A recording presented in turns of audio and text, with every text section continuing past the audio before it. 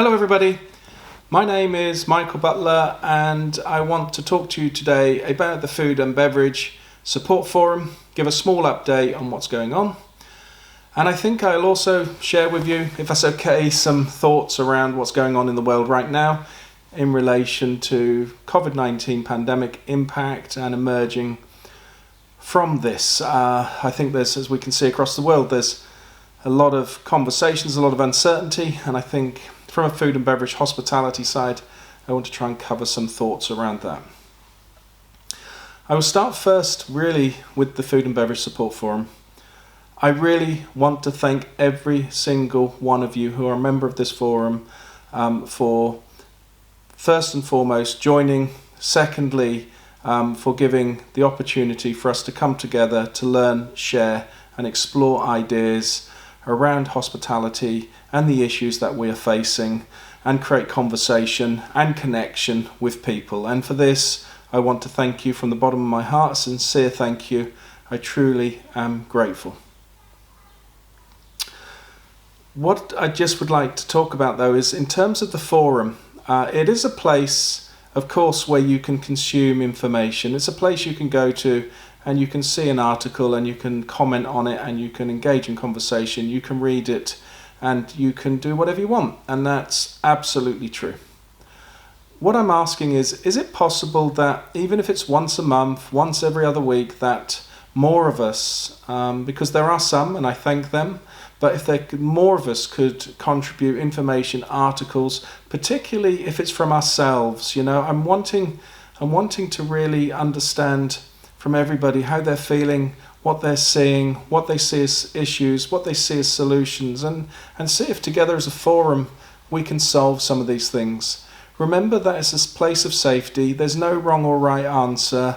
We're here together. We're going in this whole crazy world situation together anyway, and I think it's important that we just connect and explore and find solutions to our industry. The other thing is really in terms of the forum. I wouldn't mind if some of you would send me a message, just direct message me and tell me what I need to do, what I need to make happen to improve it for you. I understand and I agree that LinkedIn is a restrictive format, and it really is. Articles that I've posted I know many people have never seen, and it's a frustration of mine, and I'm working on something, but again I'm also very nervous of trying to encourage people to move to another platform because LinkedIn is convenient, it's where everybody's connections are. I just think that it appears to me that LinkedIn aren't keen on investing in this area of groups, but anyway, if you can just send me an email, a message, and tell me what I need to do to improve this so that everybody gets more enjoyment and wants to be there. Even if we post webinars, which we have, and we have one coming up with Jose from Shiji, who's going to do about revenue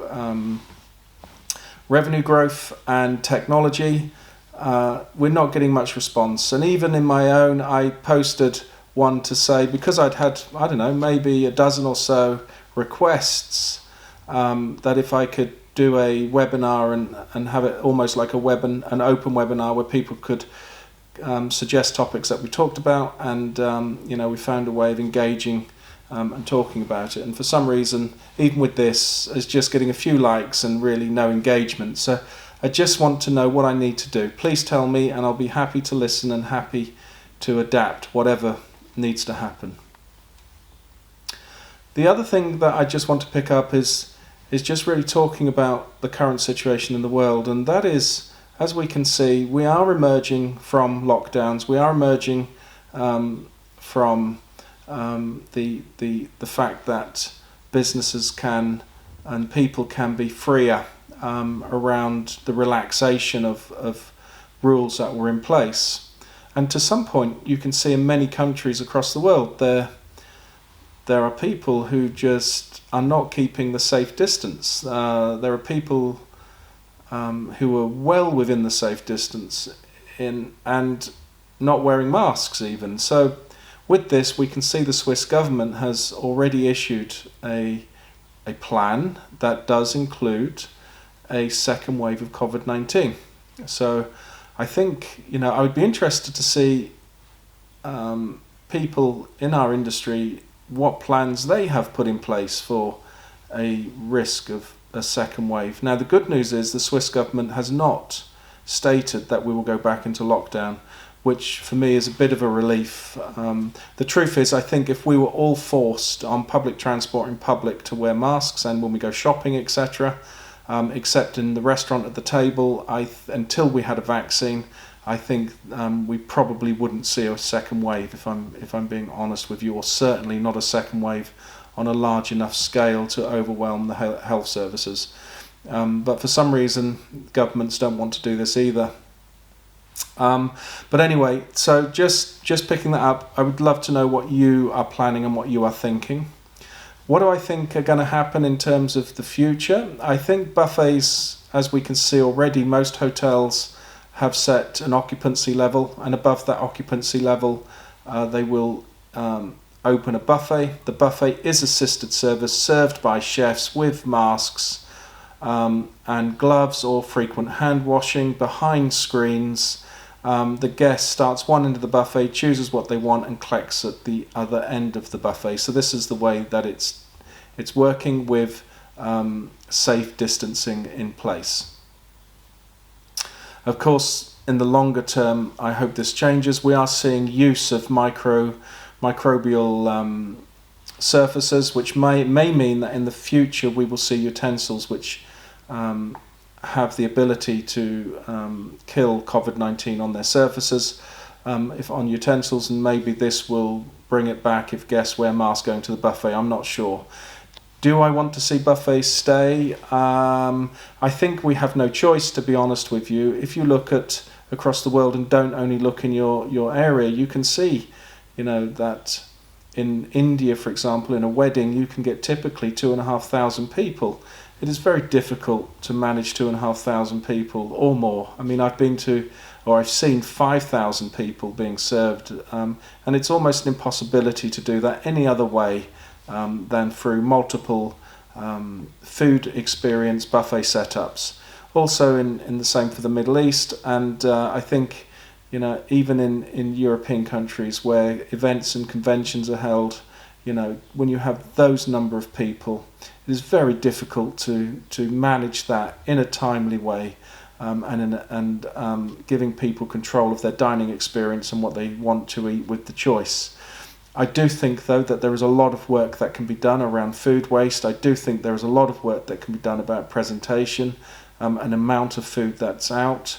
And I think, too, we have some great technology as well that means that, we can enable ourselves to reheat, chill, or cook, reheat, chill food too. So I think maybe there's some way of integrating this in a greater way than before. Although I do know that many events businesses use the cook, chill, and reheat method. But never mind. Let's see what happens. It's a lot of unknown, and a lot of this rests with these companies to reinvent, reimagine, and suggest to us what they want to do. And again, if you have any ideas, please do share them in the forum. It's an open level playing field right now. No one knows, and no one is sure, and we're all trying to second guess. So the best way we can come to some ideas is sharing. So do so in the forum.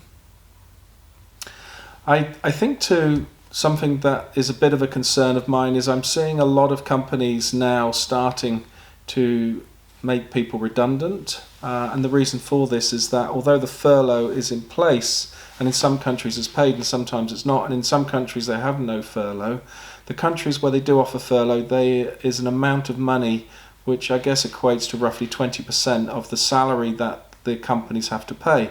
And of course, if they have no revenue, this means they're making even more losses. So what we are seeing, particularly in hotel companies, is that they are looking at their structures right across at property level and corporate offices. We are seeing them take their structures really down to a zero-based manning level, where really they are just roles are being or having more to do with far less people, and not probably as deep as they were before, as in the focus is not as granular as before, in an effort to stem the losses for the businesses, because as we all know, if a business continues to make losses, it's bankrupt. But this obviously has an impact, because making all these people redundant means that they don't have money to spend. If they don't have money to spend, they won't be going in the restaurants and bars, and they won't be going in the hotels. Therefore, there's no fees, therefore there's no revenue, therefore there's no profit, and we see more hotels close. So it needs to be solved by the industry. It is not the right way to be dealing with this. There needs to be greater engagement with governments. There needs to be more industry leaders, and excuse the expression, but they have to be braver and bolder than they are now. I mean, I think many of them appear to have disappeared, and Stephen Covey, was a great leadership guru who once said, the difference between managers and leaders is that you're in the jungle and you're chopping the trees down and you're making sure the machinery is going well and everything is smooth and you're going forward, and then the leader climbs to the top of the tree, surveys the jungle and says, "Wrong jungle," and then you get the managers who shout up, "But we're making progress." And this is how I see things right now. We are in the wrong jungle, but we're making progress, and we need leaders in our governments, we need leaders in our business to really get themselves together. And I feel really probably shouldn't be saying this. It may impact my future income, but I think really, truly, I am a little bit in awe and disbelief about how things are progressing.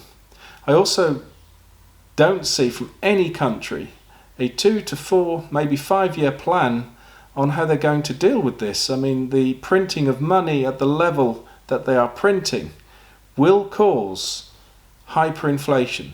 We will see food costs and cost of living increase significantly, and our money in our hands worth less and less. So, I wouldn't mind seeing a plan on how they're going to manage this. I think it's going to impact us all.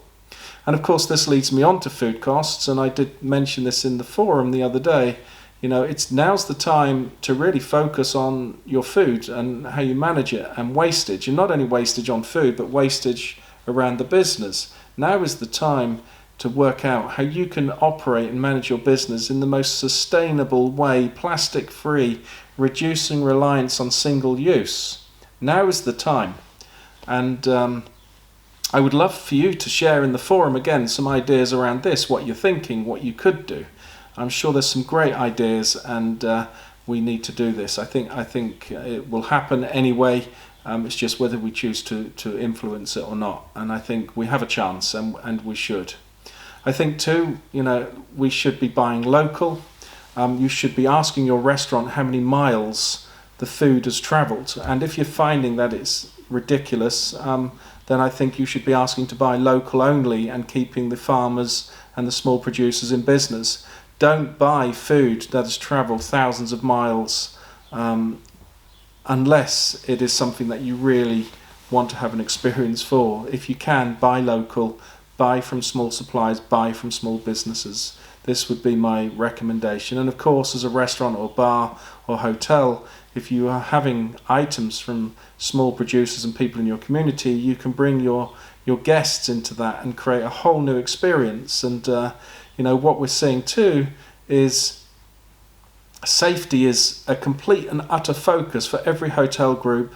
Actually, the standalone restaurants aren't so much, but this is at the expense of the experience. Where's the human connection? Where's the experience? It's very transactional. I can do this at home. I mean, I think it's important that, hoteliers and restaurants and bars in hotels, and also certain standalone brands, or brands should I say, look to put back the experience and look to put back the human connection. It's not about safety alone, it's safety plus as a minimum. So safety plus guest experience plus human connection. And I think this is where I would like to see some some improvements in the industry. And just on that point, again, if anyone in the forum, if you have any ideas or solutions or things like this, just please share them. This way we can all learn and we can all try different things, and I think in the end we will be better for it. Last but not least, I would just like to ask everybody, I'm trying to find a way of getting us to become one voice, one forum, having an impact and relevance within our industry. And if there's anyone in the forum who can help us achieve this, have experience in this, I'm happy to listen, and please do reach out to me and contact me. I think for now this will be everything that I want to cover and talk about. I would like to thank you for listening.